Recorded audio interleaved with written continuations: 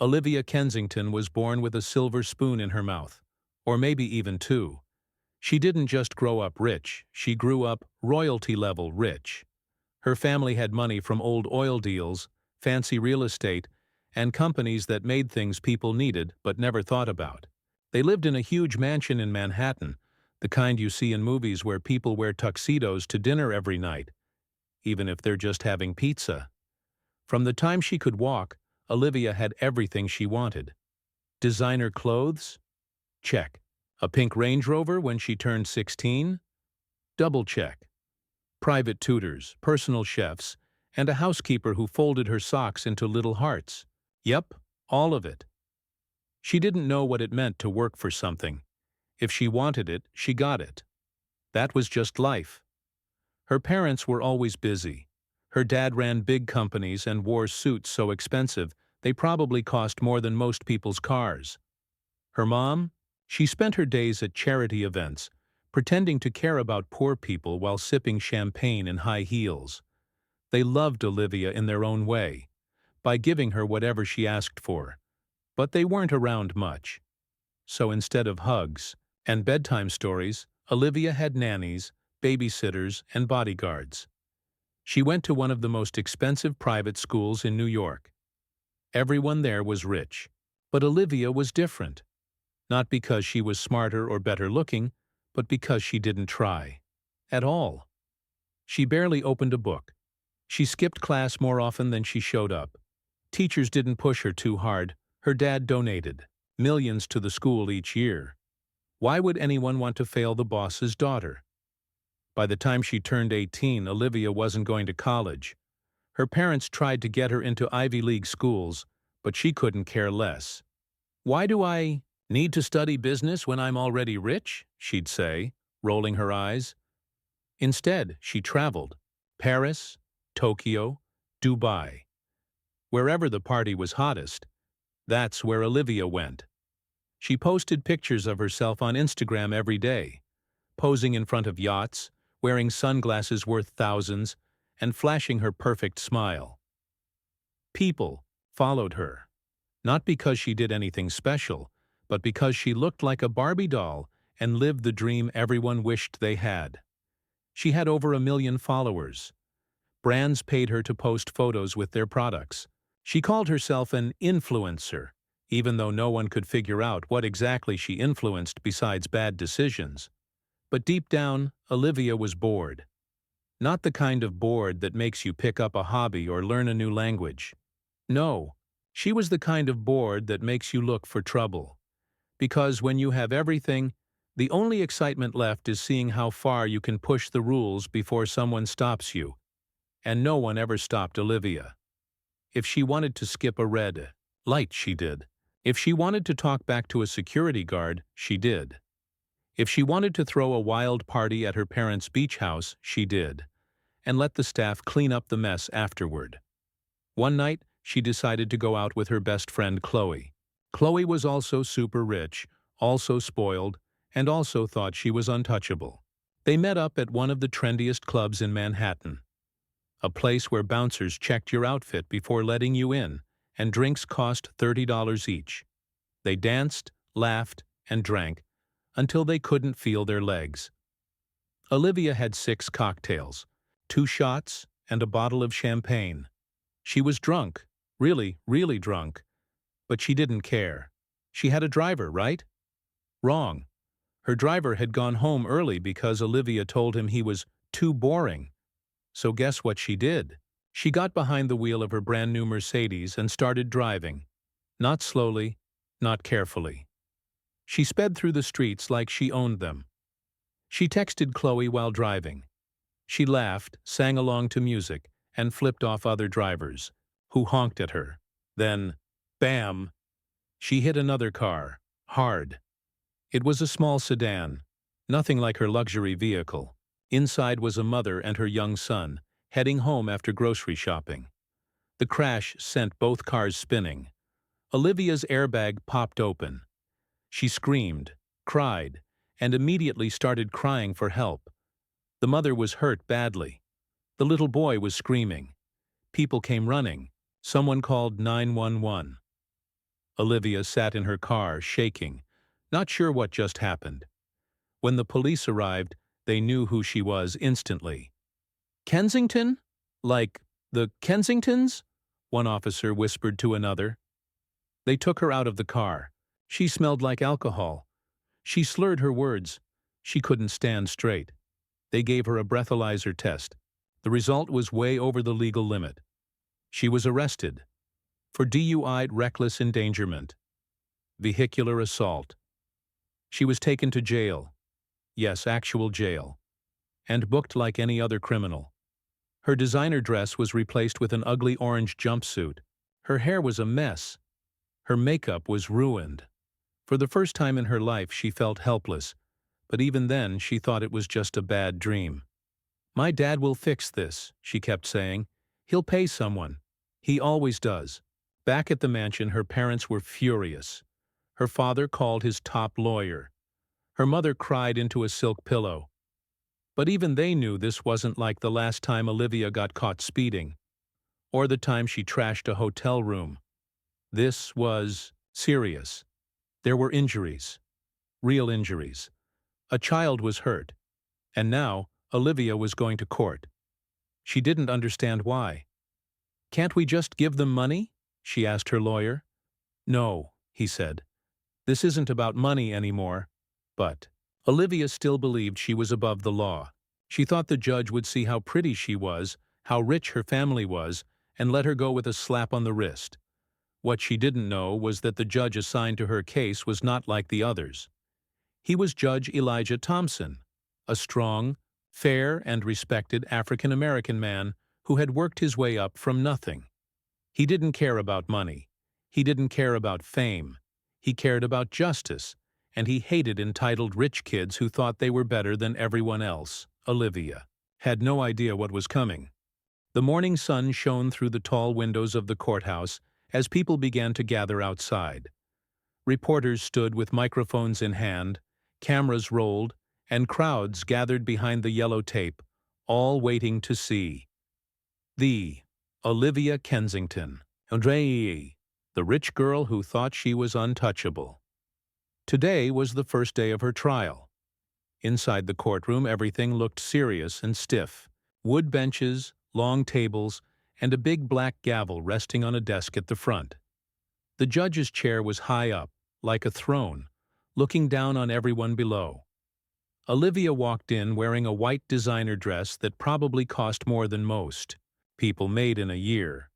Her hair was perfectly curled, her makeup done by a professional, and her nails freshly painted with tiny diamonds glued on. She looked like she was walking into a fashion show, not a criminal trial. She sat down next to her lawyer, Mr. Callahan, a man with a deep voice and a calm face who had defended rich people for years. He whispered something to her, but she just nodded and smiled. Around them, the courtroom filled up. There were reporters scribbling notes, photographers snapping pictures, and members of the public curious to see what would happen. Some people looked angry just seeing Olivia. Others were just excited to be part of something big. Then came the victims. A woman named Rachel Moore entered the room with her son, Daniel, who was only 6 years old. Rachel had bruises still visible on her arm and neck from the crash. Daniel held her hand tightly, looking around nervously. Rachel wore simple clothes, jeans and a soft sweater. No diamonds, no makeup, no camera-ready smile. Just a mother who had been hurt trying to protect her child. They sat across from Olivia, and you could feel the tension in the air. The judge entered, and everyone stood up. His name was Judge Elijah Thompson, and he carried himself with quiet strength. He was a tall black man with gray hair and sharp eyes that missed nothing. He had grown up poor, worked his way through law school, and earned every bit of respect he now commanded in this courtroom. He took his seat, adjusted his glasses, and looked out over the room. "Let us begin," he said, his voice firm and clear. The prosecutor, a young woman named Ms. Patel, started the trial with a strong opening statement. "This is not just about a car crash," she said. "This is about recklessness, about carelessness, About a young woman who chose to drive drunk and changed 2 lives forever. She pointed at Olivia. She thought she was above the rules. That money could protect her. But today, we are here to remind her, and everyone watching, that no one is above the law. Then it was Mr. Callahan's turn. He stood up and spoke smoothly. "My client made a mistake," he said. "Yes, a terrible mistake. But she is not a criminal. She has already apologized. She is willing to pay for any damages. Let's not forget, this was an accident." "An accident?" Ms. Patel shot back.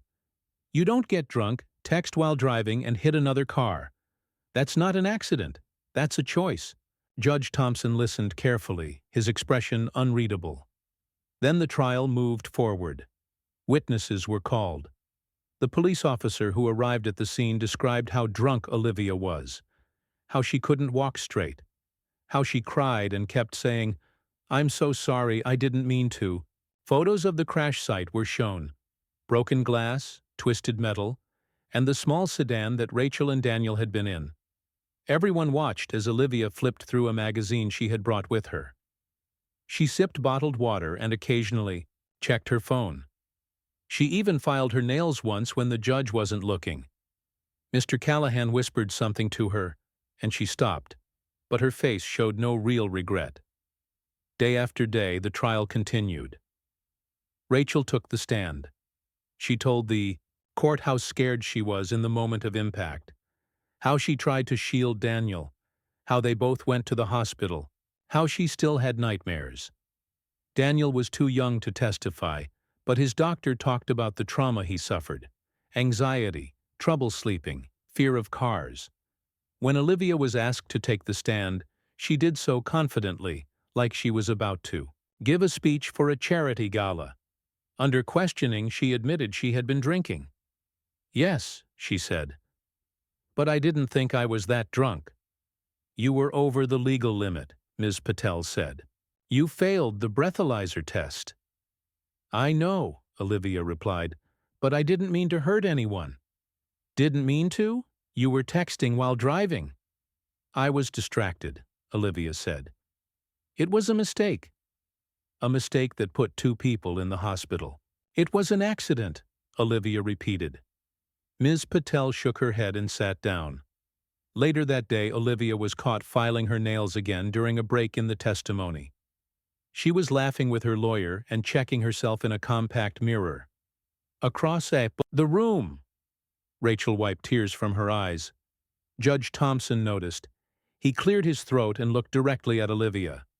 "Miss Kensington," he said, "would you please stop filing your nails in my courtroom?" Olivia looked surprised. "Oh, sorry, Your Honor. I didn't realize—" "I realize," he said calmly. "But this is not a salon. It's a courtroom. Please show some respect." Olivia gave a fake smile and nodded. "Of course, Your Honor." But later that day, someone snapped a photo of her doing it again. The next morning, the photo was everywhere online. Social media exploded. People were furious. "How can she act like this? In court?" One person wrote. "She caused a crash and she's filing her nails?" Another posted. Some people defended her, saying she was nervous or just trying to stay calm, but most saw it as a sign of arrogance. A rich girl who didn't care. Back in the courtroom, tensions rose. Judge Thompson addressed Olivia again. "Miss Kensington," he said, "this is the second time I've seen you file your nails during proceedings. Do you understand what kind of case this is?" "Yes, Your Honor," Olivia said, trying to sound respectful. "And do you understand that 2 innocent people were seriously injured because of your actions?" "I do, Your Honor." "Then perhaps you should spend less time worrying about your nails and more time thinking about the damage you caused." The room fell silent. Olivia looked embarrassed for the first time. She nodded quickly. "Yes, sir. Yes, Your Honor." From that point on, she stopped filing her nails. But her attitude hadn't changed. She still laughed with her lawyer, still checked her phone, still seemed bored during long parts of the trial. As the days passed, more evidence was presented. Video footage showed Olivia stumbling out of the club before the crash. Text messages proved she had been typing while driving. The jury watched everything, and slowly the image of the perfect innocent rich girl began to crack, because now the world could see what kind of person Olivia really was. Not just careless, not just spoiled, but deeply disrespectful. To the law, to the victims, and to the judge who was determined to make sure justice was served. The trial was now halfway through, and the courtroom had become a stage for something bigger than just Olivia Kensington's case. It wasn't just about a car crash anymore. It was about power, privilege, respect, and what happens when someone thinks they're above the rules. Inside the courtroom, the air felt heavier every day. Reporters kept coming. Cameras were always rolling outside. People across the country were watching online, reading articles, sharing opinions on social media. Some people still thought Olivia was just a spoiled girl who made a mistake. Others saw her as a symbol of everything wrong with rich people getting away with bad behavior. But inside that courtroom, one man was watching her very closely. Judge Elijah Thompson. He didn't raise his voice. He didn't yell or slam his gavel like some judges did in movies. But he saw everything. And he was starting to lose patience. A moment that changed everything. It happened on a quiet afternoon during the third week of the trial. The court was hearing more testimony from Rachel Moore, the mother who had been hurt in the crash. She stood tall on the witness stand, even though it was clearly hard for her. Her voice shook a little at first, but she kept going. "I remember seeing the lights," she said, looking at the jury. "Then everything went black. When I woke up, I was in pain. My son was screaming." She paused, taking a deep breath. "He didn't understand what happened. He kept asking if we were going to die." Rachel looked over at Olivia. "You were laughing in your car after you hit us," she said. "I heard you crying, yes. But you weren't sorry then. You were just scared you'd get caught." Olivia sat quietly, staring at her lap. She didn't say anything. For once, she looked uncomfortable. The room stayed silent for a moment. Then Ms. Patel, the prosecutor, asked another question. "Miss Moore, how has this changed your life?" Rachel took a deep breath. "My son used to love riding in the car," she said. "Now, he cries if we go anywhere. He flinches at loud noises. We've been to therapy 3 times a week since the accident." She looked at the judge. "And me? I can't sleep. I have nightmares. I jump every time I hear a siren." She turned back to Olivia. "I don't know if you've ever had to worry about losing your child," she said. "But I did. Because of you." The courtroom was completely silent. Even the reporters stopped typing. Olivia finally looked up. For a second, it seemed like she might cry. But then she blinked, and the emotion disappeared.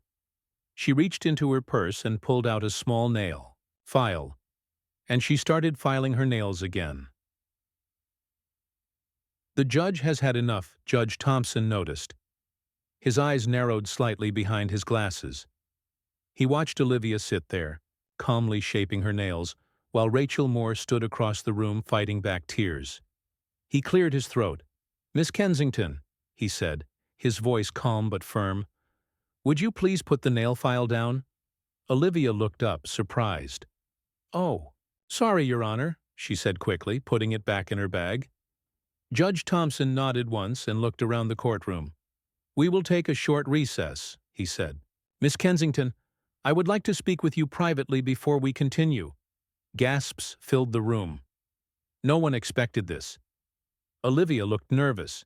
Mr. Callahan whispered something to her, but she only nodded and followed the bailiff towards the judge's chambers. Inside the judge's office, the room was small and quiet. Books lined the walls. A simple desk sat in the center. Judge Thompson sat down and motioned for Olivia to do the same. She sat stiffly, crossing her legs and trying to look composed. The judge leaned forward. "Miss Kensington," he said, "do you understand what kind of case this is?" "Yes, Your Honor," she said softly. "And do you understand the seriousness of what you've done?" "Yes," she replied. Judge Thompson studied her face for a long moment. "Then why?" he asked. "Have I seen you filing your nails not once, not twice, but 3 times during these proceedings?" Olivia opened her mouth to answer, but he held up a hand. "Let me tell you something," he continued. "This isn't a fashion show. This isn't a party. This is a courtroom, a place where real lives are changed forever." He looked at her directly. "A woman and her child were hurt because of your choices. They are living with the consequences every single day. And here you are, acting like this is nothing more than an inconvenience." Olivia swallowed hard. "I'm sorry, Your Honor," she said. "I didn't mean to disrespect anyone." "But you did," he said. "You showed no respect for the law, no respect for the victims, and most importantly, no respect for yourself." There was silence. Then the judge leaned back in his chair. "I want you to think about something," he said. "When this trial ends, you won't be able to run from this forever. You may have money, you may have influence, but none of that changes what you did." He stood up. "You can go back to the courtroom now." Olivia stood slowly, looking shaken. She left without saying another word. Back in court. When Olivia returned, she looked different. Her smile was gone. Her confidence was shaken. She sat down next to her lawyer without speaking. The trial resumed, but things had changed. From that point on, Olivia didn't touch her nail file again. She tried to act more serious, more respectful, but it was too late. People had seen the truth. They saw how she acted when she thought no one was watching. They saw how little she cared. And now, so did the judge. Social media reacts. Outside the courtroom, the story was spreading fast. Video clip of Olivia filing her nails during Rachel's emotional testimony had gone viral. People were furious. How can she laugh and file her nails while a mom talks about almost dying? She doesn't care. Rich people never do. This is why the system needs to change. Others tried to defend her. She's just nervous. Maybe she was trying to stay calm. Give her a break, she made a mistake. But the majority opinion was clear. Olivia Kensington didn't deserve special treatment. She had shown her true self. And now, the world knew. The jury begins to decide. As the trial moved into its final days, the jury began to see the full picture. They heard closing arguments from both sides. Ms. Patel reminded them of the facts.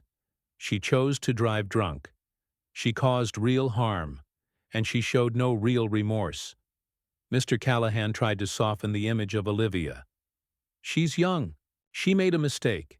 She's willing to learn and grow. But the damage was done.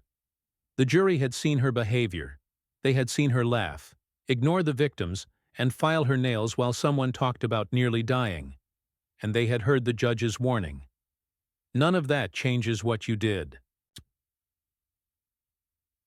The end of the trial. At last, the judge called for the jury to begin their deliberations. Everyone stood as they left the room. Olivia sat quietly, fidgeting with her hands. For the first time, she looked truly afraid.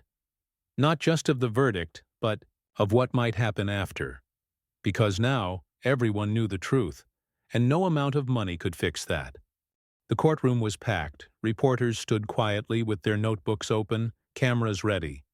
Supporters of Rachel Moore sat together, holding hands. Social media influencers live-streamed from the back row.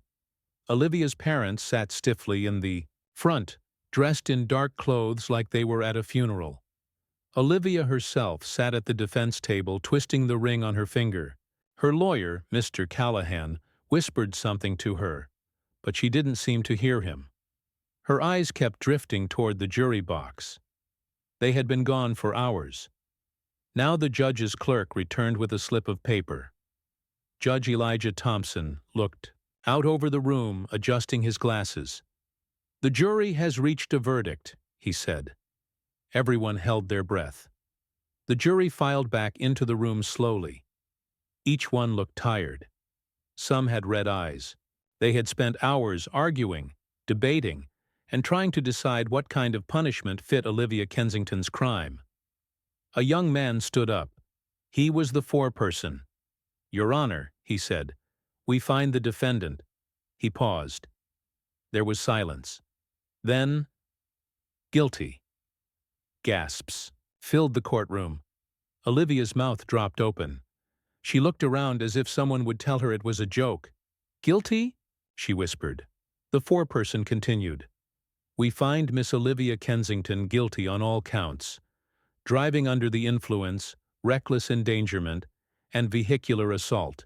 The gavel came down once. Bang. It was final. Olivia breaks down. Olivia shot up from her seat. "No!" she cried. "No, this can't be right. I didn't mean to hurt anyone." She turned to her lawyer. "Do something. Appeal it. Please." Mr. Callahan put a hand on her shoulder, trying to calm her. But Olivia wasn't listening. "I'm not a criminal," she shouted. "This is wrong." Judge Thompson watched her without moving. When she finally stopped yelling, he spoke. "Miss Kensington," he said calmly, "please sit down." Olivia stared at him, tears running down her face. "I don't understand," she said, voice shaking. "I said I was sorry. I offered to pay them money. Why are you doing this?" The judge leaned forward. "This isn't about apologies or money," he said. "It's about responsibility, about consequences, and about justice." He looked at her closely. "You chose to drive drunk. You chose to ignore the rules. And you chose to show no real remorse throughout this trial." His voice grew stronger. "You thought your money would protect you, that your looks and charm would get you off the hook. But this court doesn't care about any of that." He looked around the room. "This court only cares about truth." Silence fell again. Olivia sank back into her chair. She knew what was coming next. The sentence. Judge Thompson picked up a folder and opened it. "In light of the evidence," he began, "and based on the behavior of the defendant both during the incident and throughout these proceedings," he looked straight at Olivia, "I hereby sentence Miss Olivia Kensington to 3 years in prison." 3 years! The words hit the room like a bomb. Olivia screamed, "No! No, please! 3 years? That's too much. I'm not a bad person." She turned to her father. "Daddy, do something. You have money. You know people." Her father stood up, pale and silent. "Your Honor," he said, voice trembling, "with all due respect, surely probation would be enough." Judge Thompson shook his head. "I considered probation," he said, "but I do not believe Miss Kensington has shown any true regret for what she did. She has treated this court with disrespect. She has treated the victims with indifference." He looked at Rachel Moore. "And most importantly, she has failed to understand the harm she caused." He turned back to Olivia. "This sentence is not meant to destroy you," he said. "It's meant to teach you what it means to be responsible." He stood up. "This hearing is adjourned." The gavel came down again. Bang! 2 officers stepped forward. "Miss Kensington," one said gently, "you need to come with us." Olivia backed away. "No, I won't go, I won't." But there was nothing she could do. They took her by the arms. She kicked, she cried, she screamed. "I hate you," she yelled at the judge. "You're just doing this because I'm rich." Judge Thompson didn't flinch. He simply watched as she was led out of the courtroom, sobbing. The world reacts. Outside the courthouse, news spread instantly. The headlines were everywhere. "Rich girl sentenced to prison after laughing during trial." "Judge slams." Entitled defendant, "Justice isn't a performance." Socialite gets 3 years for drunk driving crash. People argued online. Some said the sentence was too harsh. She made a mistake. She's young. She should have done community service, not jail time. Rich people always get special treatment. Why is this different? Others cheered. Finally, someone held her accountable. This is exactly what she needed. Let's hope prison teaches her some humility. Rachel Moore gave an interview later that night. I never wanted revenge, she said. I just wanted her to understand what she did. She looked into the camera. I hope she comes out of this a better person. Olivia's last moments of freedom. Back inside the jail, Olivia sat alone in a small cell. Her designer dress was gone. Her makeup was washed off. Her hair was a mess. She looked around at the cold walls, the tiny bed, the bars on the door. This was real. She was really going to prison. And no amount of money could change that now. She curled up on the bed, hugging her knees to her chest. She cried until she couldn't anymore. And somewhere deep inside, maybe for the first time in her life, she understood. She had broken the law. She had hurt innocent people. And now, she had to face the consequences. A new chapter begins. The next morning, Olivia was taken to the state prison. She was given a uniform, plain gray, no brand names, no style. She was searched, checked in, and placed in a dorm with other women. Some of them looked at her like she was a joke. Look who thinks she's too good for everyone, one woman muttered. Another laughed. Wait till she sees what lunch tastes like. Olivia said nothing. She didn't cry. She didn't argue. She just walked forward, because now, for the first time in her life, she had nowhere else to run. The prison gate slammed shut behind Olivia Kensington with a heavy clang that echoed in her chest like a funeral bell. She stood still for a moment, staring at the tall barbed wire fences around her. The sky above was gray. The air smelled like cold metal and old concrete. This wasn't a hotel. It wasn't a vacation home. It wasn't even a bad dream she could wake up from. This was real, and she was really here. Inside the walls, Olivia had never seen anything like this place. There were no designer clothes, no private chefs, no personal drivers. There were only rows of plain gray buildings, hard-faced guards, and women who looked like they'd already forgotten what it felt like to smile. She walked into the main building with two other girls. One was thin and angry-looking. The other was huge and didn't say a word. A guard handed her a plastic bag with a uniform inside. Gray shirt, gray pants, gray socks. No makeup, the guard said. No jewelry, no phones. Olivia nodded silently.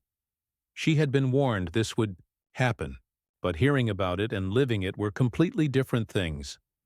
She changed in a small room, looking at herself in the cracked mirror. Gone was the rich girl in diamonds and designer dresses. In her place stood a scared young woman with messy hair and tired eyes. First day of her new life. Her cellmate was named Tanya, a tall, muscular woman with tattoos on both arms and a voice that could scare anyone sober. "Don't cry," Tanya said when Olivia started to sniffle.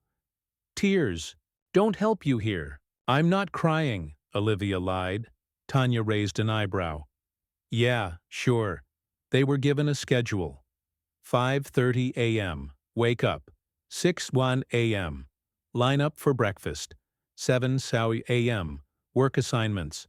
12 p.m. Lunch. 5 p.m. Dinner. 8 p.m. Lights out. No privacy, no freedom, no escape. At breakfast, Olivia sat alone. Everyone stared at her. Some laughed. "She thinks she's better than us," one woman whispered loud enough for Olivia to hear. Another added, "Wait till she tries the food." The food turned out to be something between rubber and cardboard. She tried to eat it but couldn't finish. Later that day, she was assigned to clean the laundry room. She had never cleaned anything in her life, not a dish, not a bathroom, not even her own shoes. Now she was scrubbing floors with bleach, wearing gloves too big for her hands. By the end of the day, her back hurt, her feet ached, and her nails were broken. She lay down on the hard bed, curled up under a thin blanket, and cried herself to sleep. The world outside back. Outside the prison walls, Olivia's world continued to fall apart. Her parents tried to protect their image at first. Her father gave interviews saying, "My daughter made a mistake. She deserves a second chance." But the public wasn't listening. Social media kept digging. Old photos of Olivia partying, throwing tantrums and making fun of poor people resurfaced. One video showed her yelling at a waiter for bringing her the wrong drink. Another clip showed her refusing to tip a taxi driver because he smelled weird. People were furious. She thought she was better than everyone. Now she's getting what she deserved. Let's see how long she lasts in there. Even her followers dropped. Her Instagram went from over 1 million to just a few thousand.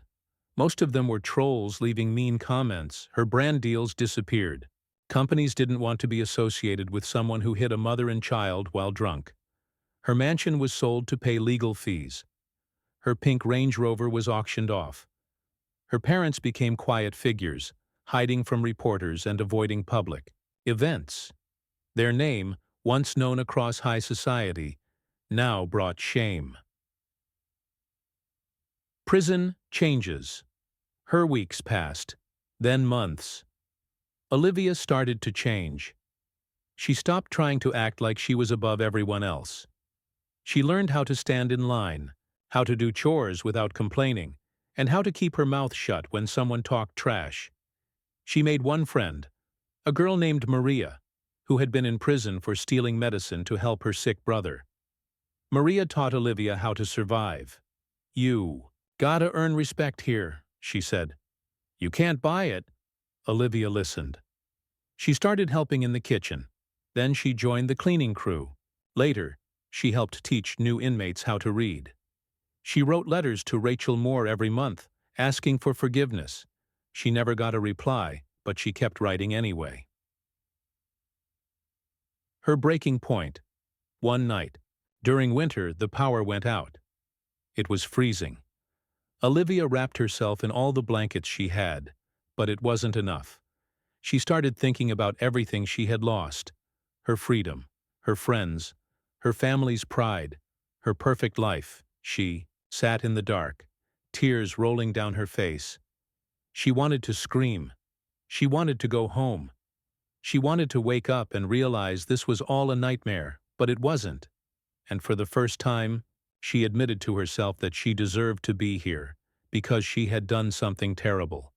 And no amount of money or beauty could ever fix that. Time passes. Years passed slowly. Olivia grew stronger. She learned how to cook, how to sew, how to manage her anger. She took classes offered by the prison and earned a basic education certificate. She started volunteering in the prison library, helping others study. Guards began to treat her differently. "She's changed," one of them said. "She listens now," another added. "She even got a letter from Rachel Moore." "Just one," it said. "I will never forget what you did, but I hope you've learned from it. If you have, then maybe this was worth it." Olivia read it over and over. She cried again, but this time it wasn't out of sadness, it was out of relief. Maybe, just maybe, she was starting to become a better person. Release day. The day finally came. Olivia stood in front of a mirror, wearing regular clothes for the first time in years. She looked older, stronger, different. She stepped out of the prison gates and into the sunlight. Reporters were waiting, cameras flashed. "Miss Kensington," one shouted. "How does it feel to be free?" She smiled weakly. "It feels strange," she said. "Will you go back to your old life?" She shook her head. "My old life is gone," she said. And honestly, I don't want it back. A new beginning, Olivia didn't go back to Manhattan. She didn't try to rebuild her social media fame. Instead, she moved to a small town far away. She got a job at a local grocery store. She volunteered at a rehab center, talking to girls who were going down the same path she once did. She spoke at schools, warning kids about drinking and driving. She never asked for sympathy. She never begged for forgiveness. She just lived quietly, doing good work. Sometimes people recognized her. They would whisper, "Isn't that her?" She would nod politely and walk on, because now she knew who she was. Not Olivia Kensington, the rich girl. Just Olivia. A woman who made a terrible mistake, and who spent years paying for it.